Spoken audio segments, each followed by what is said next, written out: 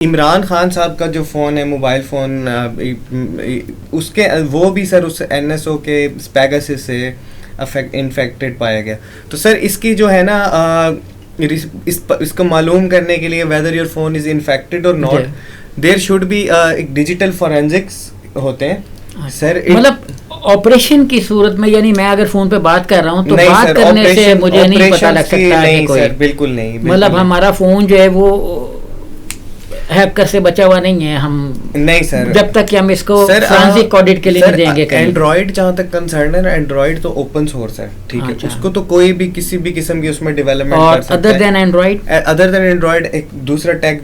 जो कंपटीटर है वो आईफोन है, एप्पल है, ठीक है, there software is quite isolated, ठीक है, उसको थोड़ा सा हैक करना मुश्किल है, अच्छा, ठीक है, and the privacy concern in the Android is way much higher than as compared to the iPhone and Apple brand phones.